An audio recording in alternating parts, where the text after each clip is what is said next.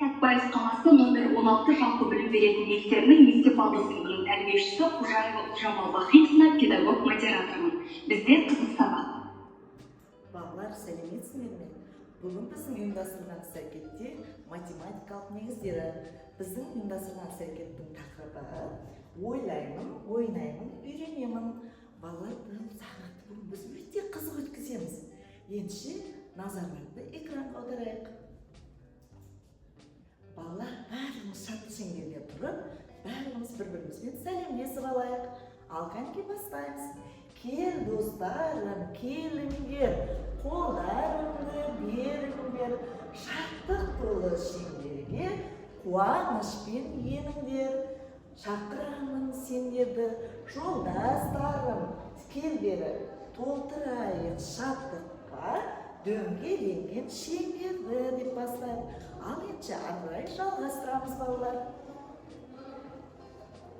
Енді балалар, біз математикалық негіздерден қандай ұғымдармен танысып жатырмыз, қандай сандармен танысып жатырмыз. Ал мен бір ойын ойнатқым келіп тұр. Бұл жерде бақаны секірту. Балалар, біз неше санға дейін өттік?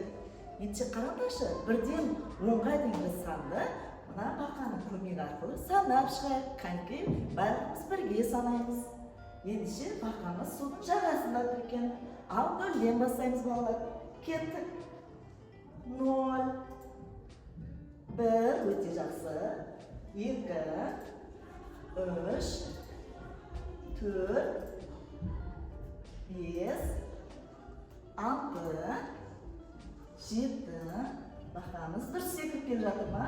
8, 9, 10, өте жақсы балалар. Қараңдаршы, 2 бақа қуанып жатыр.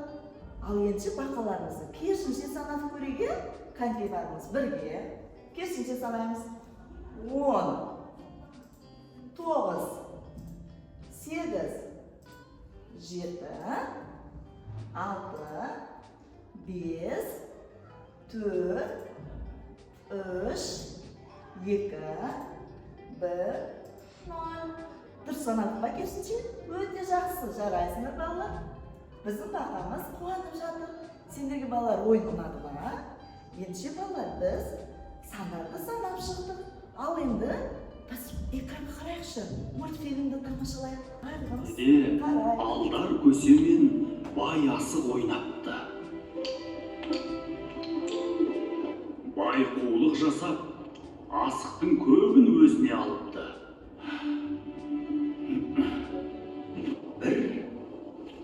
1, 2, 3. Кел, асықты тең бөліп, адал ойнайық.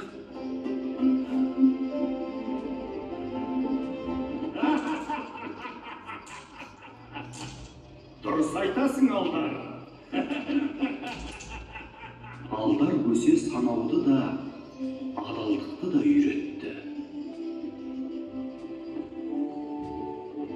Достық көне адалдықтан басталады.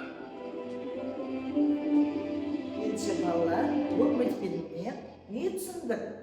Мына жерде біздің Алдар көсеменен бай мультфильмге біздің байымыз қуанғысы келді. Оған біздің Алдар көсе достыққа шақырып, екеуі тең-бетең ойындар ойнады балалар. Ендеше қараңдаршы балалар, біз қазір бір ойын ойнайық. Әрдайым балалар, бір-бірімізбен дос болайық, бір-бірімізді үйретейік, білмегенімізде көмектесейік. Енді тақтаға назар аударыңдаршы. Мына жерде біз қазір пішіндеріміз туралы ойын ойнайық. Ұғымдарды өттік қой, біз бірнеше пішіндерді өткенбіз. Қараңдаршы балалар, егер де біз дұрыс жауабын тапсақ, біздің досымыз судан құламай көпірден дұрыс өтеді. Ал егер де дұрыс емес жауап болса, біздің досымыз суға құлап түседі екен. Сондықтан бәріміз дұрыс жауап беруге ұмтылайық. Ал қараңдаршы, бұл жерде былай дейді. Үшбұрыштың неше бұрышы бар екен балалар? Өте жақсы, дұрыс, үшбұрышы бар екен. Мінекей біздің досымыз өтіп кетті, я? Ал келесі күнге ұқсас қандай пішінді білесіңдер балалар? Дұрыс, күн екен. Мінекей біздің досымыз қуанып өтіп жатыр, я? Ал келесі, сопақшаны неге ұқсатасыңдар балалар? балалар? Неге ұқсатамыз? Ой, балалар, сендер қателесіңдер. Біздің досымыз суға түсіп бара жатыр. Не қате? Бақшамыз жұмыртқаға, қиярға, бананға ұқсайды екен, біліп жүрек балалар. Ал шашыда неше бұрыш бар дейді балалар? Дұрыс, шашыда 4 бұрыш бар екен, өте жақсы. Келесі, есікті қай пішінге ұқсатамыз балалар? Есікті тік 4 бұрышқа ұқсатамыз, өте жақсы. Дұрыс айттыңдар. Жарайсыңдар балалар.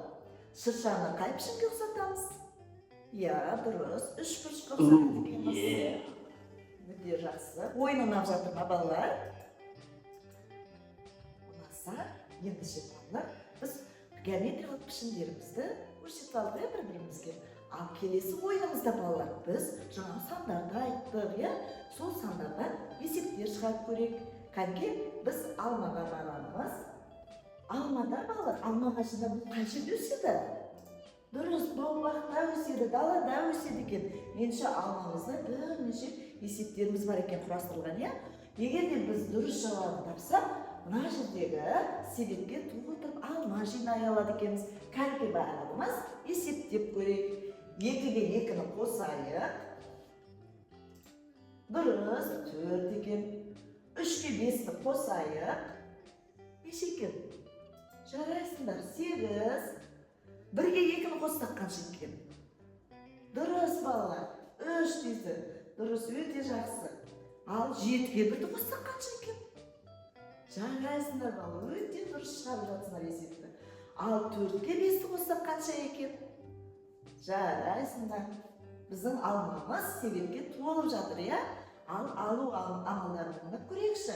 5-тен 3-ті аз айтқанда қанша болады? Дұрыс, жарайсыңдар балалар. 6-дан 2-ні алғанда ше? Өте жақсы. 4 болады екен. Ал 8-ден 2-ні алғанда ше? Дұрыс балалар, өте жауабым дұрыс. Ендеше ойын ұнаған болса балалар, арай жалғастырайық. Кәнекей барлығымыз бірге тақтаға қараймыз. Балалар, бұл жерде біз оңды, солды, ұзын, қысқа ұғымдарымен таныс болғанбыз, Ендеше сендер қалай жауап бересіңдер? Егер де дұрыс жауап берсеңдер, біздің келесі тапсырмамыз шығады екен. Ал қарай, ұзын затты тапшы. Қайсы ұзын екен? Қандай түстегі ұзын екен? Дұрыс, қызғылт сары, өте жақсы. Ал келесі, биік затты көрсетші. Қай түстегі биік зат екен балалар? Дұрыс, қызыл түстегі, өте жақсы. Келесі тапсырмамыз, жуан затты тауып беру керек екен. Ал қайсысы жуан зат? Менің қай жағымда жуан зат тұр екен? Дұрыс, оң жағындағы жуан зат екен. Өте жақсы. Келесі тапсырма, оң жақтағы затты тап. Яғни мен экранға қарап тұрғанда, менің оң жағымдағы қайсы екен? Дұрыс, доп екен. Өте жақсы. Келесі тапсырманы көрейік. Бұл жерде астында, үстінде деген ұғымдар екен, балалар? Ал біздің астында не тығылып тұр екен? Дұрыс айтасыңдар, мысық тығылып тұр екен. Өте жақсы. Ойын ұнады ма сендерге балалар? Ендеше балалар, кішкене біз ойымызды бір жерге жинақтау үшін мына жерде премиум әдісі ойыны бар екен. Осы карточкаға қарап барлығымыз сендерде алдарында карточка бойынша құрастырып түстерін тауып шығуларың керек. Ал қараңдар, бұл жерде қалай құрастырылады? Мына жердегі карточканы, мына жердегі түс пен мына жердегі түс өздері бір-біріне сай болу керек. Қайсысын тез құрастырып шығасыңдар, біздің кілемшеміз сәнді, әдемі кілем болып шығады екен. Кәнекей барлығымыз ойынды жалғастырайық. Өте жақсы. Мына, осылай жалғастырып кете бересіңдер балалар, жарай ма? Ал сендерге бұл ойын ұнады ма? Шаршап қалмадыңдар ма балалар? Ендеше сендермен бірге бір сергіп алсақ қалай қарайсыңдар? Барлығымыз тұрамыз. Мына жердегі шаңырақтарды аламыз. Осы шаңырақтың түсіне қарай басымызда тақияны таңдап аламыз, балалар? Егер де біз осы тақияны киеміз, қайсымыздың басымыздағы тақияны өзіміз білмесен тез киіп алуымыз керек, Сосын билеп тұрып, билегеннен кейін әуеніміз тоқтаған кезде біз шаңырақтың астына кіруіміз керек. Ал бәріміз бірге жасайық. Ал сендерге сергіп алған біздің ойынымыз ұнады ма? Ендеше өте жақсы. Келесі ойынға өтейік балалар. Пирамида ойынында қараңдаршы, біз артық, кем, тең деген ұғымдармен өткенбіз, иә? Ендеше осы ұғымдарды біз бір-бірімізбен салыстырып көрейік. Қайсысы артық екен, қайсысы тең екен, иә балалар? Қараңдар, біз қазір артық, кем ұғымдары арқылы мына жерден аламыз. Мысалы, саңырауқұлақты алғыларың келетін шығар, иә? Саңырауқұлақтың үйінде нешеу екен? Екеу, дұрыс айтасыңдар. Ал мұны алып көрейік. Алмұрт нешеу екен балалар? Үшеу екен. Яғни бізде қайсысы артық болып тұр? Дұрыс айтасыңдар балалар. Саңырауқұлақтан біздің алмұртымыз артық болып тұр. Өте жақсы. Бұл ойын ұнады ма сендерге? Жарайсыңдар балалар. Ал балалар, бұл жерде мына өздерің көріп тұрғандай, 4 бала отырып ойнаймыз, иә? Мына жерде берілген карточкаға қарап, сендер асықты қойып шығасыңдар. Сосын, осы асықтың карточкасында қайсысы қалай тұрғанын айтулары керек екен, иә? Мысалы, мен қойдым мына, иә? Мына жерде карточкада асықтар қалай тұр? Үстінде қызыл түс тұр, сосын сол жағында қызыл түстің асықтың сол жағында көк түс тұр. Көк түстің астында жасыл түсті асық тұр. Ал жасыл түсті асықтың жанында сары оң жағында деп айтамыз, иә? Яғни біз бұл жерде кеңістікті бағдарлай отырып, оң жақ, сол жақ, астында, үстінде деген ұғымдармен таныс боламыз, иә? Осы ойын ұнады ма сендерге? Өте жақсы. Балалар, мынаны білесіңдер ме? Жайлауға саяхат деген ойын екен. Ендеше мынау менің қолымдағы не екен? Дұрыс айтасыңдар, көлік. Осы көліктің жүру жолдар арқылы балалар, біз жайлауға бара жатқан кезде есептерді шығарып барады екенбіз. Ал келер жолымызда буындап жазылған, мына үстіне киіз үйлердің үстінде тұрған буындап жазылған сөздерді оқып қайтамыз, жарай ма? Ендеше кеттік. Бәріміз бірге қанке 5-тен 3-ті алғанымызда қанша екен? Дұрыс, 2 екен. Біздің жолымыз ары қарай кетіп бара жатыр. Ал 2-ке 4-ті қосқанда қанша екен? Дұрыс айтасыңдар. 6-дан 3-ті алғанымызда қанша екен? Өте жақсы. Мінекей осылай жолдармен жүресіңдер, ал қайтар жолдар. Мына қараңдаршы. Осы біздің әрбір берілген киізіміздің артқы жағында буындап жазылған сөздер бар. Осыны оқып қайтамыз, иә балалар? Мына жерде не буын бар екен? Ара, дұрыс. Ара неше буынға бөлініп тұр? Айтайық қанке барымыз. Ара, дұрыс айтасыңдар. 2 буын екен.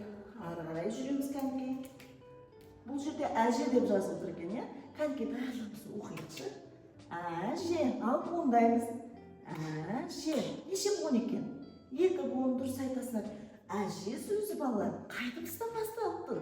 Өте жақсы. Ә дыбысынан. Осы әже сөзінде неше біздің әріптен құралып тұр екен? Дұрыс, 3 әріптен құралып тұр екен. Өте жақсы. Сендерге ойын ұнады ма? Ұнаған болса балалар, өте жақсы. Келесі ойынымызға көшейік. Ал балалар, бүгінгі біздің қызықты сабағымыз ұнады ма сендерге? Ендеше бүгінгі ұйымдастырылған іс-әрекетімізді қорытындылайық. Қанекей балалар, мына жерде біздің 4 түрлі түсте қармақ ойыны бар екен. Ендеше осы қармақ ойын арқылы біз ұйымдастырған іс-әрекетімізді қорытындылаймыз, иә балалар? Мына жерде біздің қармақтарымыз магниттелген екен, иә? Сосын әрбір асығымызда магнит бар. Сендер бүгін өздеріне қай жағынан не үйреніңдер, соны айта отырып, біз асықтарды орналастырады екенбіз. Жарайсыңдар, қанекей, кім айтады? Жарайсың. Ал қармаққа сары үнді кім сөйледі екен? Дұрыс, бүгін не үйрендің? Бүгінгі ұйымдастырған іс-әрекетте сен өзіңе не алдың балалар? Қанекей, кім айтады? Мінекей, бүгін біз бірнеше есептер шығарыппыз, бақаны секіртіп, сандар шығартыппыз, иә балалар? Өте жақсы. Ал мультфильм ұнады ма сендерге? Алдар өсе байменен қандай неде түсті? Қандай ойындар арқылы олар бір-бірімен дос болды? Дұрыс, асық ойын арқылы дос болды. Ендеше балалар, барлықтарына белсенді қатысқандарың үшін рахмет айтамын. Қош сау болыңдар.